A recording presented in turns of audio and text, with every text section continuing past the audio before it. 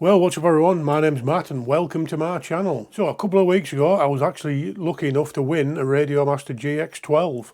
I won it through the FPV Guidebook Sticker Zine. Fantastic little magazine there with loads of different stickers in, designed by pilots. I'll put a link below if you want to check that out. It kind of got me thinking really, if I was just sort of starting out in FPV, what sort of radio would I buy now? So in this video we're going to try and sort of decide. Now I've been in this game for a few years now, so over them few years I've had quite a few different radios. I've actually had my first radio was the Beta FPV light radio. I actually got that in a ready to fly kit with the goggles and a little brushed whoop. Yes, but I said brushed whoop, that's how long I've been doing this. And that was okay, quality wise wasn't the best and it didn't last me very long, and I ended up upgrading to the Jumper T-Lite. Now that was a little gamepad style radio, and again it was okay, not the best quality. I ended up putting a Happy Model Express LRS transmitter on the back of that. Then we went to I stayed with Jumper and I went to the T18. Now that was kind of Jumper's version of the Radiomaster TX16S. It was like a really big, like sort of like one of them radios that's got more switches than you know what to do with on. And again, absolutely fine, that, no issues with that. And after that I went to, what did I have after that? Oh, I had a Tango 2 Pro, but I didn't have that for very long because I was sort of transitioning from Crossfire to Express LRS, and now all my gear's on Express LRS. Now, I don't know whether you can see behind me here. Currently at the minute I have 3 radios. And all 3 of these are by far my most favourite I've ever had. So the Eagle Eye of you have probably already seen that the 3 I have in the background here are all made by Radiomaster. By far and away the leader in the field. I know some people probably won't agree with that, but I see more Radiomaster radios out on the field than I do any others. So what I thought I'd do is, while I've got these 3 here, we'll sort of go through the specs on each one. We'll go through the cost, the Express LRS power, any special features that it has, how customizable it is, and sort of the overall feel and quality of the radio. And we'll try and make a bit of a decision on, if I was buying a radio today, which one of these 3 I'd buy. Right, so what the plan is, we'll go down to the bench and we'll have a quick look at each radio individually and judge them on the characteristics that I was just on about, you know, cost, Express LRS power, special features, customization, and overall feel and quality. And then once we've done that, we'll come back up and we'll sort of make a decision on what we've learned there and sort of decide which one we think should be the best for a beginner. So right, let's go to the bench. Right, so here we are down at the bench. Now, instead of going through each radio one at a time, what I think I'm going to do is go through all 3 at the same time, sort of comparing each sort of category I've got. So we're going to start with cost. Now, obviously, if you're just starting out in FPV, you're going to want to keep costs relatively low until you're 100% sure about getting into the hobby. So the best one for that really is probably going to be the Pocket. Now, price-wise, for the standard Pocket, the Express LRS one, it's 65 quid. Obviously, that's in the UK. The Boxer, now this is where it gets a little more complicated. The standard Boxer is 140. The Boxer Crush is 190, I think. And now the Boxer Crush is basically the standard Boxer with coloured case and AGO1 gimbals. And the Boxer Max is 260. Now that's got the AGO1 gimbals, the carbon fibre front, the leather hand grips, and all these buttons are CNC metal as well. Going to the GX12, that is 170. Now, price-wise, obviously your Boxer Max is definitely the most expensive, but the standard Boxer is probably in the middle of these 3. That currently only comes in one version. Now, Radiomaster are prone to releasing special editions of radios, like the Max and stuff like that, so there may be in the future a Max version of this, and the Pocket, in fact. But so for now, your cheapest radio is going to be your Pocket. So the next thing we're going to talk about is gimbals. Now, as you can see here, I've got AGO1s in the Pocket, AGO1s in the Boxer, and the metal gimbals come as standard on the GX12. Now, both these are additions that I put in myself, so there is an extra cost to that. The gimbals for the Pocket, the nano gimbals I believe they're called, I think they're 60 quid, so that's almost the same price as the radio itself. The gimbals for the Boxer are 140, so if you buy the standard Boxer at 140 and the AGO ones at 140, you're already paying more for them too than you would be paying for a Max at 260. But bear in mind the Crush at 190 already comes with the AGO ones pre-installed, so you will save money on that. And again, the GX12 comes as standard with these gimbals. Now these aren't AGO ones, but they are still CNC aluminium. I'm kind of gutted really that they aren't coloured, because I do like me coloured ones, especially on the Boxer. The nanos on the Pocket only come in black as well, really, which is a little bit of a shame. So the next thing we're going to look at is Express LRS power. Now obviously this is the output power of your radio, and no doubt you've guessed, being the smallest and cheapest, the output power on the Pocket is the least. It's currently 250 milliwatts. Now don't get me wrong, that's more than I've ever needed. I've never had a failsafe when I've been using that, but I mainly use this to fly whoops and stuff like that. Your Boxer's output power is 1 watt, again. Never really use 1 watt. I find it overkill for the type of flying I do. So unless you're doing long range and stuff like that, or you're going through some really thick walled bandos, 250 milliwatts or 500 milliwatts should be enough. But yeah, the output power of that is 1 watt. And the GX12, this is where it does get a little bit more complicated. That also has a max output power of 1 watt. But these two are both 2.4 gigs Express LRS, whereas this is Gemini. So what that is, it has two antennas on the top there. Now one of them's 2.4 gigs and the other is, well, depending on where you're in the UK or America, it's 898 or 900 megahertz.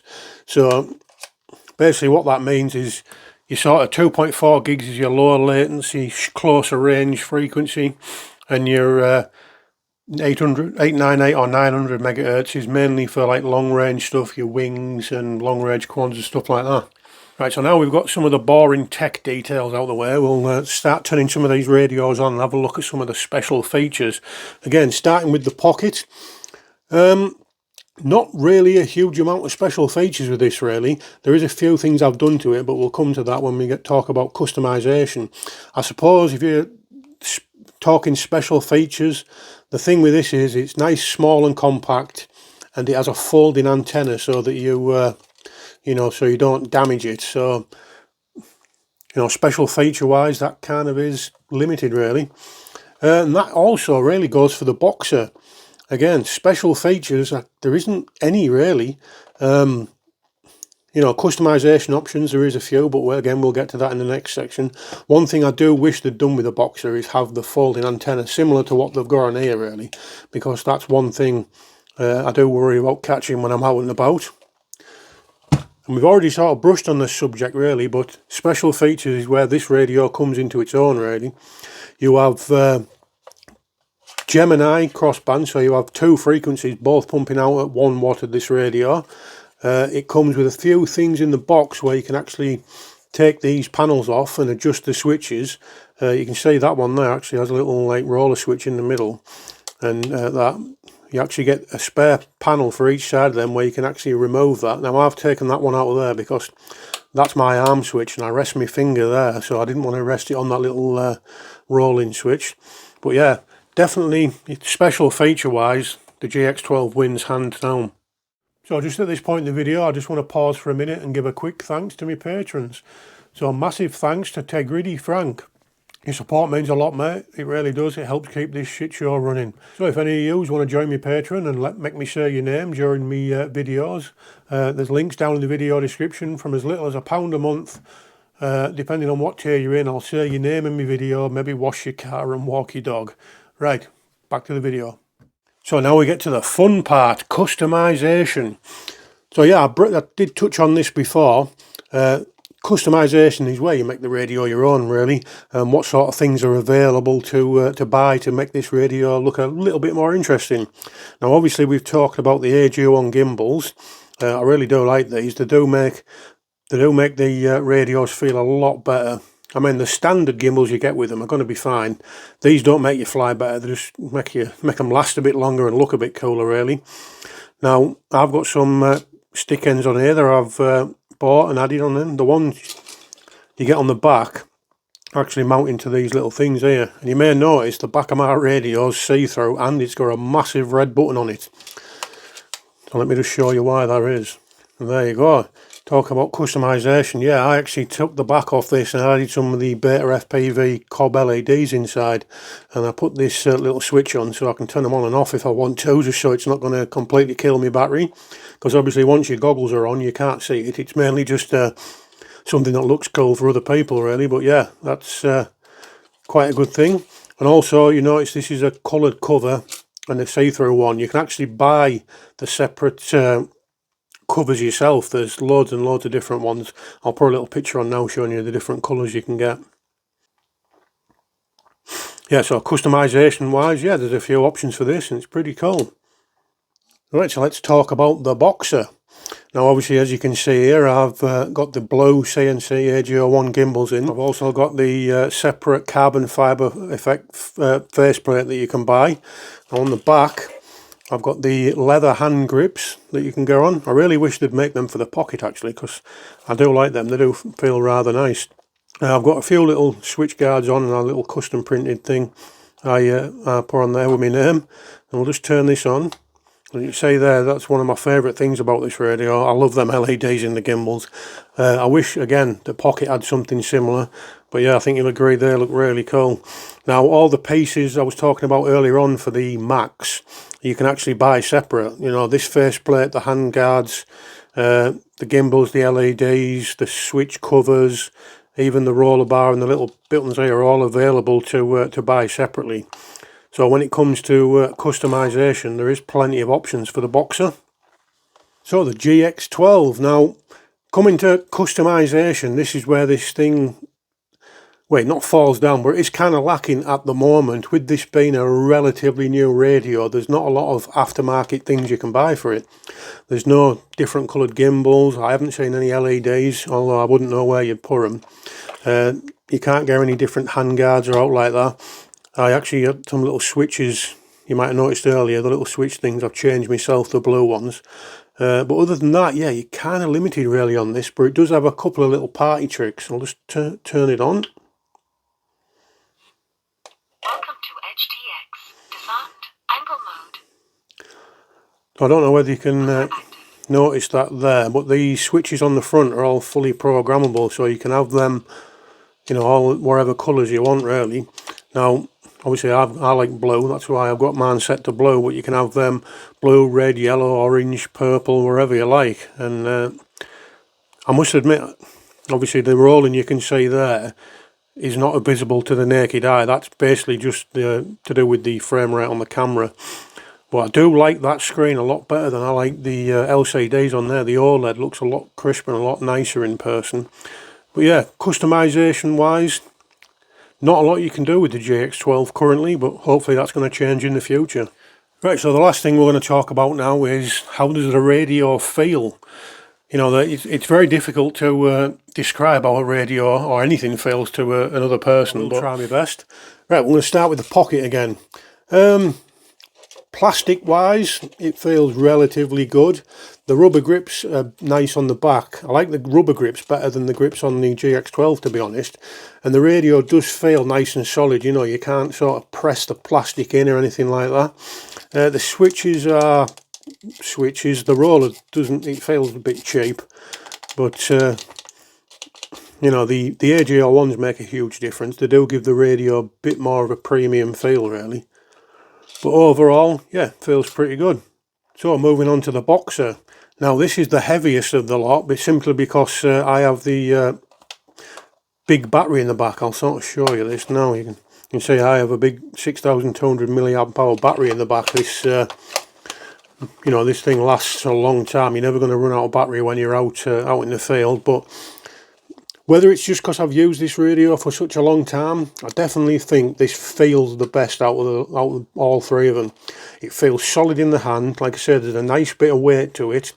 Again, the plastics don't feel soft. They're not scratchy, if you know what I mean. He said like almost like a cheap textured feel to the pocket, whereas this is nice smooth plastics, and so the leather hand grips on the side just give it that little bit of a extra premium feel, and the AGO ones really are just sort of like the icing on the cake. And finally the GX12. Now I'm still really undecided about this radio. It does have these sort of scratchy plastics that, you know, that are on the pocket. It makes it feel a lot less premium than the Boxer. But the AGO one, well, not AGO ones, the wherever the name for these gimbals are, do give it a little step up over like the standard Boxer. You know, being this is the same price as the Boxer Crush. I'd still probably go the Boxer Crush over this at the minute, if you're just looking for sort of like 2.4 gigs. You know, if Gemini's your thing, there's only one choice and that's this. But I'm not keen on the rubber grips on the back. They just don't feel, even the grips on the pocket feel nicer than this. They're nicely shaped. They just feel a little bit soft and a little, I don't know, cheap is the word I'll use. Don't get me wrong, it's still a lovely radio. The OLED and the metal gimbals is still nice, but I do think feel-wise and quality-wise, the Boxer wins hands down for me. Right, so that's all three radios, and I suppose the only thing left to do now is me to make my decision on which is the best. Shouldn't really use the phrase the best because everyone's going to have slightly different opinions, but this is what I made the video for. This is my opinion. So, right, let's announce the winner. Drum roll, please. That was the worst drum roll anyone's ever heard. The Radiomaster Pocket. Yeah, that might be a surprise to some of you because it's not the newest radio out here. Obviously the GX12 is more or less the newest out of these three anyway, and the Boxer's probably one of the most popular radios. But this thing, in my opinion, is the perfect radio for beginners. From flying on the simulator for when you first start, to flying tiny whoops in the house, to even flying 5-inch in a bando. This thing will do it all. Now it may not be as fully featured as some of the other radios, and it's definitely the cheapest, which I suppose works in its advantage. And it might not have the most features, you know, when you compare it to the dual band on the GX12. But customization wise, quality is actually, it feels pretty decent for a relatively cheap radio. And I do highly recommend putting the AGO1 nano gimbals in. It makes such a difference to the feel of it. So there we go, that's my humble opinion. If you're looking for the best beginner radio out of these three, the Radiomaster Pocket's the one. So yeah, and just while we're on about the Pocket, I've actually got a couple of videos on this. I've got a review on that, and I've got a tutorial showing you how to put the LEDs in. So if you do want to see them, I'll put links to them down in the video description. Also down in the video description, there's links to my Patreon and stuff like that. For as little as £1 a month, you can help support this shit show and keep things running, allowing me to make content like this. And we're now also offering channel memberships. So again, if you want to support the channel, that's an easy way to do it. So, hope you agree with me, and if you did, please let me know in the comments, and even if you didn't, please let me know in the comments as well. So if you enjoyed this video, please think about giving it a thumbs up and subscribing, and we'll see you in the next one.